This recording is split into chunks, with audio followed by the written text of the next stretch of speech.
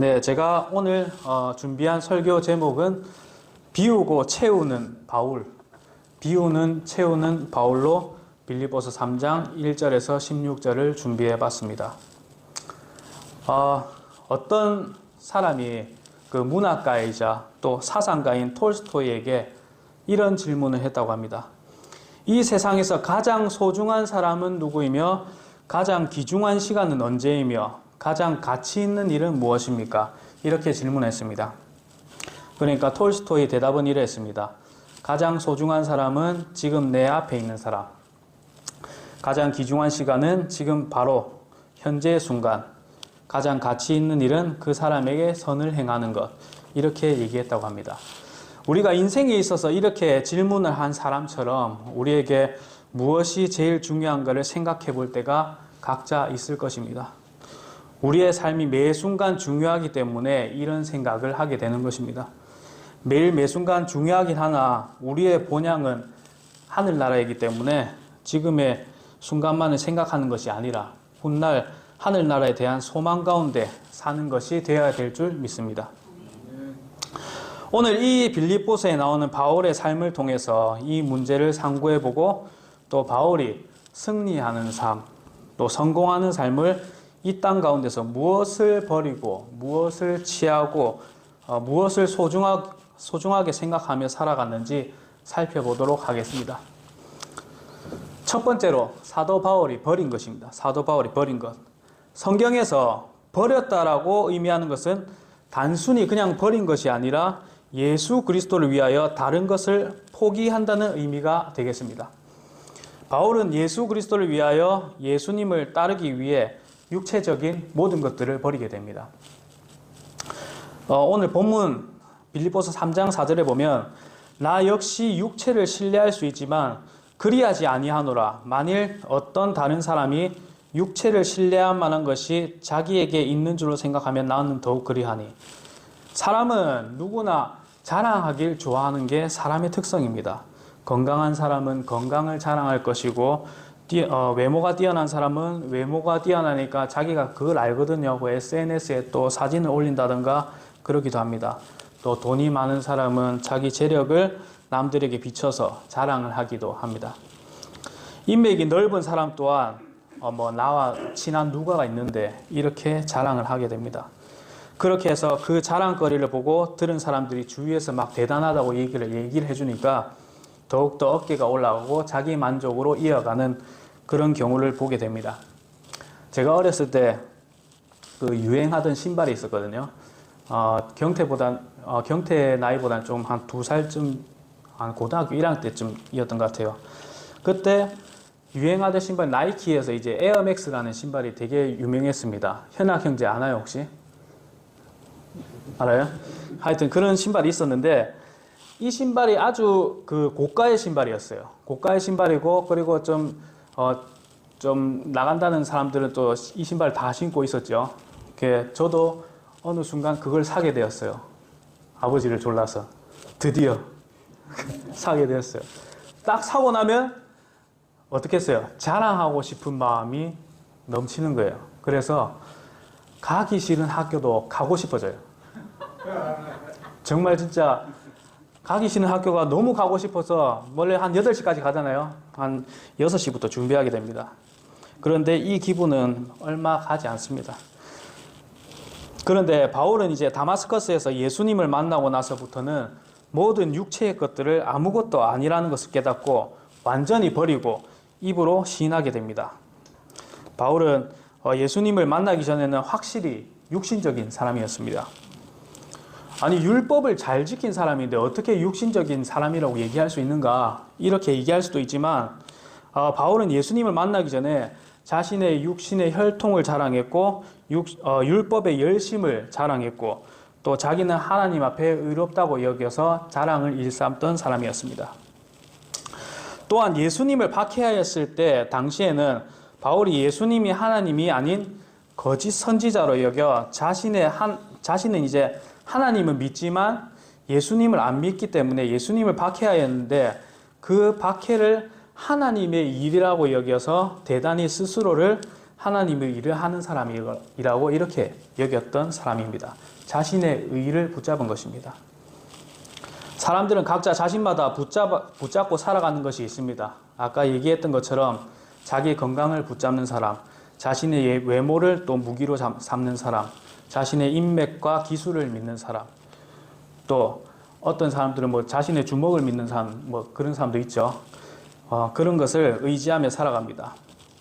그리스도인으로서 삶으로서는 이런 육신적인 것을 신뢰하는 삶을 살아가선 안 됩니다.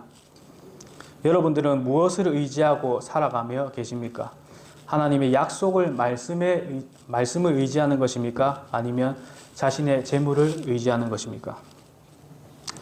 육체적인 것들은 우리가 버려야 하는 것 중에 하나입니다. 계속해서 빌립보서 3장 5절에 보면 본문입니다. 나는 여드레째 되는 날 할례를 받았고 이스라엘의 줄기에 속한 자요 베냐민 지파에 속한 자요 히브리인 중에 히브리인이요 율법에 관하여는 바리새인이요. 이것은 바울의 자랑거리였습니다. 바울은 예수님을 만나고 나서 자신에게 버린 것은 제도적이며 전통적인 그런 종교를 버리게 되었습니다. 5절에서 자랑하는 것 같이 세상에서 으뜸가고 전통 있는 그런 종교를 믿었던 그런 바울입니다. 그러나 예수님을 만나고 나서부터는 이 세상에서 그 소위 말해 그 잘 나가는 종교, 자신을 잘 나가는 종교 이런 거는 자신을 구원할 수 없을 뿐만 아니라 영적인 문제를 해결해 주지 못한다는 것에 깨닫고 과감히 미련 없이 버렸던 것입니다. 어떤 사람들이 이제 교회를 찾습니다. 그 사람들은 이제 진리에 대해서는 이제 관심이 없고 이제 거기 교회는 큰 곳인지 시설이 좋은 곳인지 사람이 많이 모이는 곳인지 목사님의 설교가 재밌는 곳인지 이런 것을 고려하면서 교회를 찾아 들어갑니다. 이런 세상적인 종교는 바울처럼 버려야 되는 것입니다. 그러나 우리가 믿는 지금의 신앙은 이런 보편적인 종교, 잘 나가는 종교, 유명한 종교가 아닙니다. 우리는 단순한 종교인이 아닌 것입니다. 진리를 따르는 것입니다. 그렇기 때문에 세상 사람들은 이해 못하겠지만 세상 어느 기관보다 중요하고 소중한 기관이 바로 울산중앙성서 침례교회 이 교회입니다.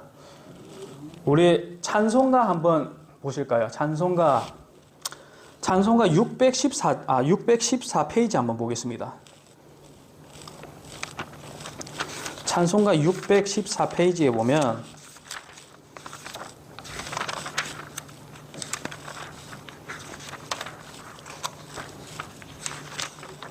네, 614페이지에 교회 서약이라고 있습니다. 이거 저도 최근에 들어서 이제 다시 상고하면서 보게 되는데 아주 중요한 것입니다.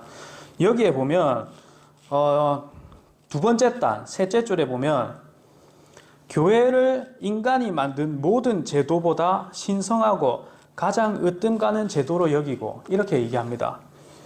이렇듯 종교가 아닌 진리 그 자체이기 때문에 제일 우선순위가 되어야 합니다. 우리 교회 서약처럼요. 그러나 진리가 빠진 유명하고 잘 나가는 종교 혹은 종교의식은 바로 버려야 되는 것입니다. 또한 바울은 지금까지 자랑했던 열심을 버리게 되었습니다. 본문 빌립보서 3장 6절에 보면 열심에 관한 한 교회를 핍박하였고 율법에 있는 의에 대해서는 흠이 없는 자로다. 바울은 종교인 중에서도 아주 열심을 가했던 그런 사람이었습니다. 6절에 보면 열심에 관하여는 교회를 핍박했다고 그렇게 말씀합니다. 생각해 보십시오. 우리도 그 이단 사입이나 이런 사람들을 이제 몰아내려고 한다면 얼마나 열심을 가해야 되겠어요. 바울의 종교적 열심은 열정을 넘어서 목숨을 내놓은 그런 열심이었습니다. 그러나 알다시피 그 열정도 예수 그리스도를 만나고 나서는 아무것도 아니라고 그 열심에 대한 자랑은 버려버리게 되는 바울을 보게 됩니다. 그렇다고 그런 열심을 보며 바울이 못된 사람이라서 그런 거 아니냐? 그건 또 아닙니다. 율법에 있는 의에 대해서는 감히 얘기하길 흠이 없었다고 바울은 그렇게 얘기하게 됩니다. 흠이란 어떤 것입니까? 예를 들어서 여기 하나의 강대상이 이제 한 요 정도 손상되었어요. 요 정도 손상되었으면 흠이라고 얘기 안 하죠. 파손되었다 얘기하지. 흠이라는 거는 이 손톱만큼 살짝 긁힌 거, 이런 걸 흠이라고 얘기합니다. 아주 작은 것이라도 바울이 이제 자신의 율법에 대해서 이제 흠이 없다고 말하는 것은 아주 작은 것이라도 안 지킨 것이 없다고 이렇게 얘기하는 것입니다. 이런 바울은 자신이 율법을 지킴으로 인해서 스스로의 자긍심이 엄청 높았던 그런 사람입니다. 그러나 이것 또한 예수 그리스도를 만남으로 이런 자랑 같은 것은 아무것도 아니다, 헛된 것이다 라고 고백하게 됩니다. 예레미야서에도 이렇게 명령합니다. 예레미야서 9장 23절에 주가 이같이 말하노라. 지혜로운 자는 자기 지혜를 자랑하지 말고 용사는 자기 힘을 자랑하지 말며 자기 재물을 자랑하지 말라.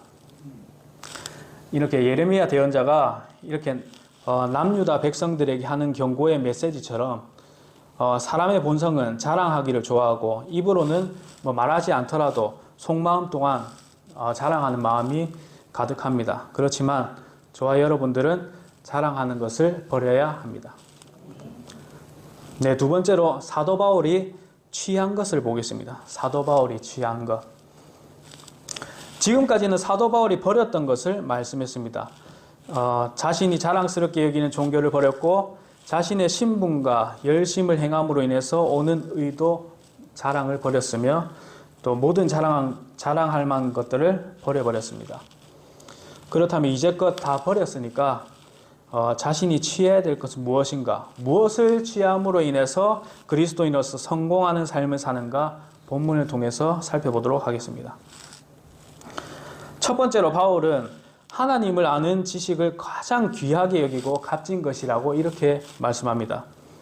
빌립보서 3장 7절에서 8절에 보면 그러나 무엇이든지 내게 이득이던 것들을 곧 그것들을 내가 그리스도를 위하여 손실로 여겼으며 참으로 확실히 모든 것을 손실로 여김은 그리스도 예수 내 주를 아는 지식이 뛰어나기 때문이라. 내가 그분을 위하여 모든 것에 손실을 입고 그것들을 단지 배설물로 여김은 내가 그리스도를 얻고. 7절에 보면 바울은 자기에게 이득이던 모든 것들이 예수님을 위해서 손실로 여겼다고 이렇게 고백합니다. 바울은 정말 태생적으로도 자랑할 만한 집안이었고 자신의 능력 또한 자랑할 만한 그런 사람이었습니다.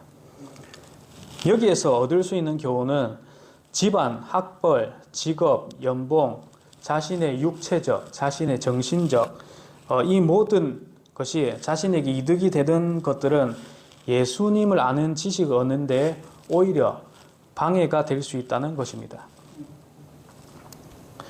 교회를 찾고 구원에 대해 갈급해하는 사람은 자신이 어려움을 느끼는 그런 사람들입니다. 저는 어렸을 때 그런 생각을 좀 했었습니다.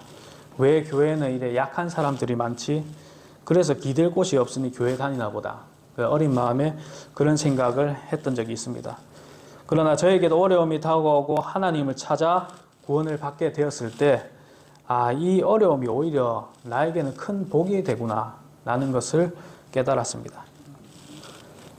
자신에게 이득이 되는 것들이 많은 사람이라면 하나님을 결코 찾지 않습니다. 이득이 되는 모든 것들이 구원의 길로 인도하는 것을 막아버리게 되는 그런 현상이 일어납니다.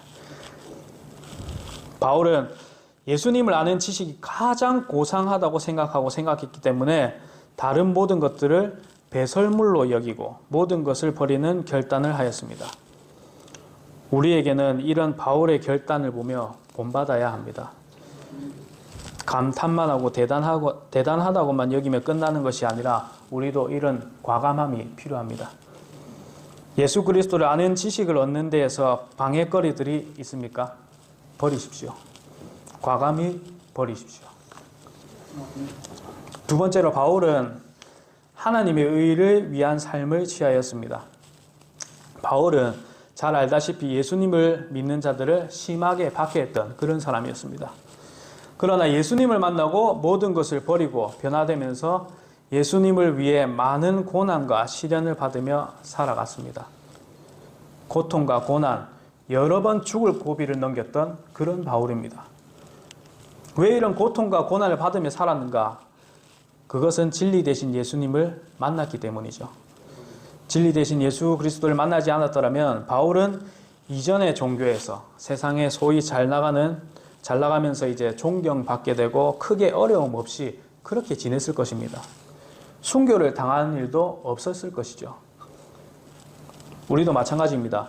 우리의 믿음이 지금 지키고 있는 이것이 진리이기 때문에 많은 어려움이 있더라도 이 좁은 길을 걷는 것입니다. 그러나 이 길을 우리가 기뻐할 수 있는 것은 주의 영이 함께 하시고 기쁨과 위로를 주시기 때문입니다. 행위를 강조하는 교회라고 하는 곳들은 자신이 좁은 길을 걷는다고 그렇게 얘기하는 곳들이 많습니다. 그래서 좁은 길을 걷기 때문에 그 교회들은 행위를 지키는 게 어렵고 힘들어서 자신들은 좁은 길을 가고 있다고 이렇게 얘기합니다. 그런데 아닙니다. 틀렸습니다. 왜냐하면 좁은 길은 힘들고 어려움이 있겠으나 좁은 길은 성경에서 말하길 찾는 자가 적다고 했습니다. 그런데 그런 교회들은 찾는 사람들이 많죠. 우리는 좁은 길을 걷는 사람들입니다. 그러나 힘을 내십시오. 우리의 받을 상급을 생각해 보십시오. 감히 상상도 안 가는 상급을 생각하게 된다면 지금의 고통과 수고는 나중에 나타날 영광과 좋게 비교할 수 없다고 로마서 8장 18절에서 이야기합니다. 바울은 정말 인내하던 그런 사람이었습니다. 육체적 고통도 정신적 고통도 능히 주님이 주시는 능력으로 감당하던 그런 사람이었습니다. 그러나 한 가지 자기를 억누르는 것이 있었습니다. 그것이 바로 자기가 세운 교회를 위한 염려였습니다. 그걸 자기를 억누르는 것이었습니다. 고린도후서 11장 28절에 보면 밖에 있는 그 일들 외에도 날마다 내게 닥치는 것이 있으니 곧 모든 교회를 위하여 염려하는 것이라. 밖에 있는 그 일들 외에도 날마다 닥치는 것이 있다. 곧 모든 교회를 위하여 염려하는 것이다. 바울이 염려했네. 예수님께서는 염려하지 말라고 하셨는데 이렇게 생각할 수도 있지만 성경에서 말하는 염려는 내 삶에 필요한 것, 내 미래, 물질적인 필요 이런 것들을 염려하지 말라는 것이지 교회 성도들을 위한 관심, 책임, 사랑 이런 것들은 거룩한 부담감이며 오히려 하나님이 기뻐하시는 차원이 다른 그런 염려입니다. 어떻게 예배를 드려야 할까? 어떻게 하면 더욱더 전도 열매가 나올 수 있을까? 어떻게 하면 교회를 더욱더 굳게 세울 수 있을까? 이런 것들은 거룩한 부담감으로서 다 차원이 다른 그런 염려입니다. 나영재는 오늘 이 주차장에 차 넣으면서 무슨 생각하셨어요? 도로당 치워야 되는데. 그렇죠. 아마도 차를 넣으면서 그 생각하셨을 겁니다. 이거 차 밑에 이 바닥을 좀 까야 또 다른 사람들이 주차하기 쉬울 건데 이렇게 생각하셨죠? 생각하셔야 됩니다. 맞죠? 그래 생각하셨을 거라 생각이 들어요. 네, 이런 것들은 하나님이 기뻐하시고 다른 차원의 염려입니다. 회개하고 예수님을 자신의 구주로 영접하여 하나님의 자녀가 되었으면 그리고 당연히 영적으로 성장을 해야 됩니다. 그런데 바울은 자신이 세운 교회 성도들이 영적으로 성장하지 않아서 염려했습니다. 우리 부모님들이 아이를 낳고 키우면서 그 아이가 정서적으로든 육체적으로든 성장하지 않는다면 부모님 고민거리가 얼마나 크겠습니까? 그 아이를 위해서 그 아이가 성장하도록 있는 것 없는 것 모든 것을 다 부어줄 거라고 생각이 듭니다. 또 다른 염려로는 그리스도인들이 이단에 빠지는 것을 염려한다고 사도행전 20장 29절에서 30절에서 말씀하고 있습니다. 어쨌든 바울은 많은 고난을 받으며 살고 하나님의 의를 위하며 살았습니다.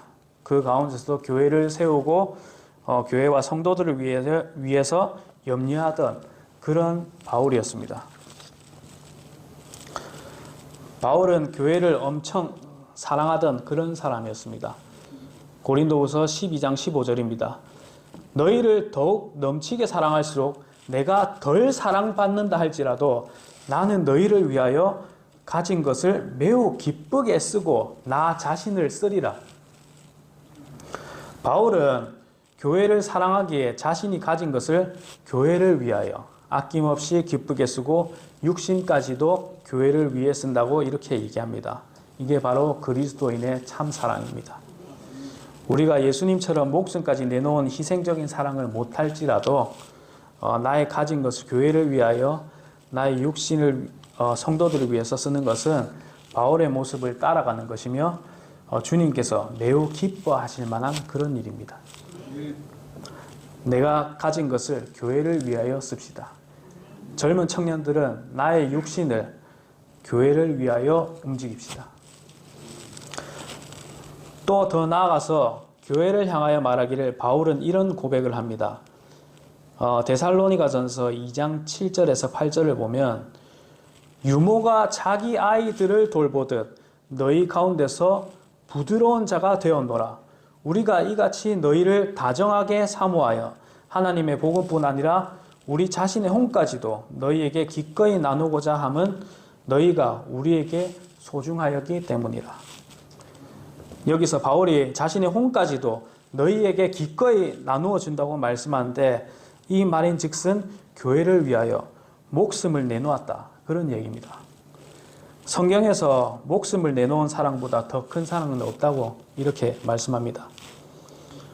이런 사랑을 실천하였고 과거가 돼 있던 그런 바울이었습니다. 그리고 유모가 자기 아이를 돌보듯 부드러운 사람이 되었다고 이렇게 얘기합니다. 유모가 아이를 돌볼 때 어떻게 하겠습니까? 아주 부드럽게 다루지 않겠습니까? 그리고 유모는 친모가 아니기 때문에 책임감을 가지고 돌보게 됩니다. 우리 지체들 간에도 이런 섬김이 필요합니다. 유모가 아이를 다루듯 부드럽게 서로를 존중하고 책임을 다해야 할 것입니다. 네, 그리고 세 번째로 우리가 살아야 되는 삶에 대해서 알아보겠습니다. 그러면 여지껏 내가 과거에 자랑하고 소중하게 여겼던 것을 모두 버리고 예수님을 아는 지식이 가장 고상한 것이라고 이해하고 받아들였다면 우리는 하나님의 의를 위해서 바울과 같은 삶을 살아야 함이 마땅합니다. 어떤 삶이 승리의 삶이고 어떤 삶이 그리스도인으로서 성공적인 삶이겠습니까? 빌립보서 3장 13절에서 14절입니다. 형제들아 나는 내가 이미 붙잡은 줄로 여기지 아니하고 다만 이 한 가지 일을 행하나니 곧 뒤에 있는 그것들은 잊어버리고 앞에 있는 그것들에 도달하려고 나아가 그리스도 예수님 안에서 하나님의 높은 부르심의 상을 받으려고 표대를 향해 밀고 나아가노라. 그리스도인이 성공적인 삶을 살아가기 위해서는 과거의 것은 모두 잊어버리고 과감히 버리고 앞으로만 나가야 됩니다. 자신이 전에 어떤 삶을 살았고 어떤 신앙생활을 했던지 간에 바로 예수 그리스도를 바로 알았다면 모두 다 과감히 버리고 나아가야 하는 것입니다. 계속해서 사도 바울을 계속해서 생각해 보십시오. 사도 바울은 온전히 앞을 바라보고 과거의 것을 잊어버리고 산 사람입니다. 그 자신 앞에 표대만을 바라보고 달렸을 뿐입니다. 바울이 과거에 얼마나 자부심을 가지고 살았던 그런 사람이겠습니까? 계속 얘기하지만 자신은 학문적으로 신앙적으로 아주 공을 들여 많은 시간을 보냈던 그런 사람입니다. 그렇지만 자신의 신앙 노선이 완전히 확신되었을 때는 자신의 지식적인 것, 오랜 시간 동안 쌓아온 신앙생활 이런 것들을 인간적으로 생각해 보면 너무나 아깝겠지만 모든 것을 일부 남겨놓는 것이 아니라 버려버렸습니다. 달리기 선수에게 뒤를 돌아본다는 것은 기록에 아주 큰 영향을 끼칩니다. 고개를 돌리는 순간 필요 없는 에너지를 쓰게 되고 균형이 깨지고 바짝 따라오는 선수들을 보게 되면 심리적으로 불안감에 위축될 것이고 또 너무 앞서 있다고 뒤에 사람들이 너무 뒤에 있으니까 너무 앞서 있다고 생각하면 순간적인 나태함으로 인해서 자신의 능력을 100% 발휘할 수 없게 되는 것입니다. 우리의 믿음 생활은 앞만 보고 전진하는 것입니다. 과거의 것은 보지 않고 한 가지 목표, 예수 그리스도를 바라보는, 그리고 그렇게 부지런히 달린다면 최고의 효율로 영적으로 성공하는 삶을 살 수 있습니다. 우리는 지금 이 땅에서 지금의 이 육신을 입고 있기 때문에 온전하지 못하는 것을 우리 서로가 잘 압니다. 그러나 상급을 쌓을 수 있는 때는 지금 바로 이때입니다. 그러니 예수 그리스도께서 명령하신 그 복음을 전파하라는 그 명령을 부지런히 하여서 하늘의 상급을 쌓아 영적으로 성공하는 삶을 사는 저와 여러분들이 되길 원합니다. 바울은 로마서 15장 22절 이하에 보면 바울의 복음을 전파할 계획이 나옵니다. 항상 전하기 위해서 계획하고 준비를 하고 있었던 그런 이야기가 나옵니다. 우리도 마찬가지입니다. 어제 전도를 나갔지만 전도 나갈 때 미리 계획하고 준비하고 이렇게 나가지 않습니까? 마음은 항상 준비되어 있어야 되겠지만은 복음을 전파하는 데는 계획을 먼저 세우고 움직여야 합니다. 이것이 표대를 향해 밀고 나가는 것입니다. 이 은혜의 복음을 전파하면서 모든 사람들을 구원하려는 목표를 향해 나아가야 하는 것이 우리 그리스도인들의 삶입니다. 그러면 우리 그리스도인들이 이러한 일들을 성공적으로 이루기 위해서 어떤 자세로 살아야 할까요? 우리가 성공하는 삶을 살아야 하는 이유는 잘 살기 위해서가 아닙니다. 잘 먹고 잘 사는 것이 승리하는 삶이 절대 아닙니다. 진짜 승리하고 성공하는 삶을 살기 위한 이유는 하나님으로부터 오는 상을 받기 위함입니다. 고린도전서 9장 24절입니다.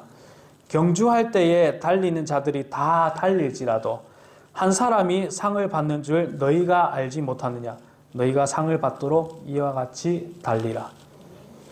경주할 때에 달리는 자들이 다 달릴지라도 한 사람이 받는다고 그렇게 얘기합니다. 경주자 모두가 상을 받는 것이 아니라 우리 그리스도인들 또한 다 같은 상을 받는 것이 아닙니다. 그래서 그 상급을 향해서 달려라고 주님께서 이야기하는 것입니다. 구원받은 그리스도인이라면 나는 이 상급 필요 없어. 구원만 받으면 돼. 이런 자세를 취하는 것이 아니라 주님이 명령하신 것을 그대로 받아 달리는 그리스도인이 되어야 합니다. 달리지 않는 그리스도인들이 많습니다.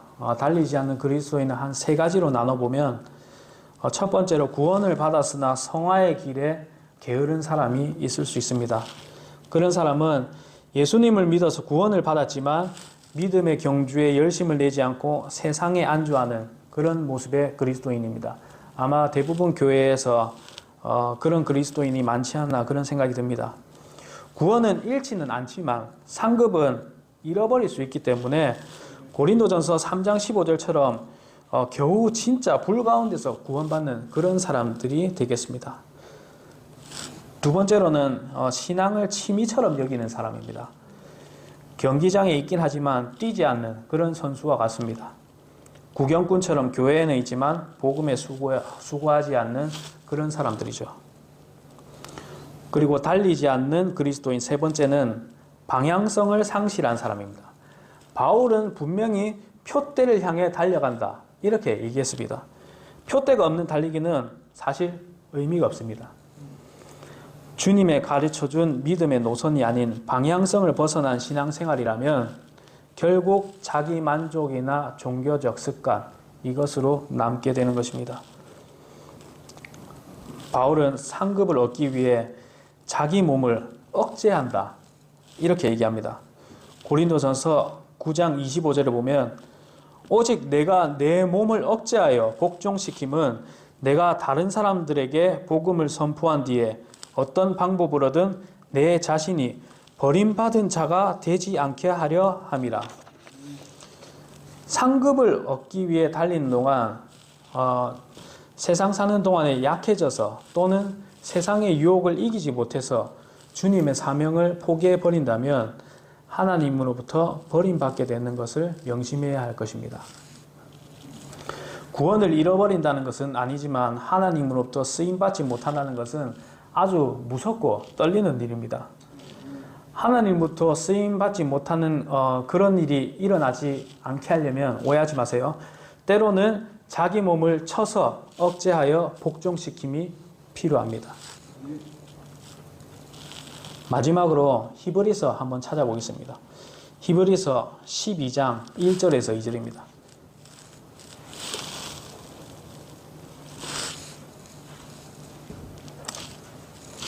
(12장) 1절에서 2절입니다. 한 목소리를 한번 읽어보겠습니다. 시작. 그러므로 증인들이 이렇게 큰 구름을 이루며 또한 우리를 둘러싸고 있으니 모든 무거운 것과 너무 쉽게 우리를 얽매이는 죄를 우리를 떨쳐버리고 인내로 우리 앞에 놓인 경주를 달리며 우리의 믿음의 창시자요 또 완성자이신 예수님을 바라보자. 그분께서는 자기 앞에 놓인 기쁨으로 인해 십자가를 견디사 그 수치를 멸시하시더니 이제 하나님의 왕자 오른편에 앉으셨느니라. 아멘. 말씀을 마무리 짓겠습니다.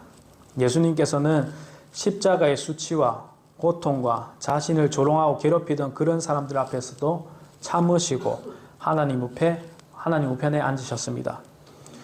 우리도 그리스도인으로서 승리하는 삶, 성공하는 삶을 살기 위해서는 인내로서 최선을 다하는 경주자가 되어 믿음의 창시자요 완성자이신 예수 그리스도를 바라보며 살아갑시다.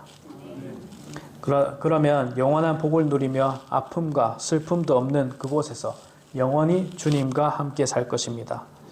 이 시간 듣는 것으로 끝나면 안 됩니다. 결단이 필요합니다. 전에 쌓아왔던 것 잊어버리고 새로운 마음으로 과거의 것을 과감히 버리고 예수님을 아는 지식을 택하는 저와 여러분들이 되길 원합니다. 기도하시겠습니다.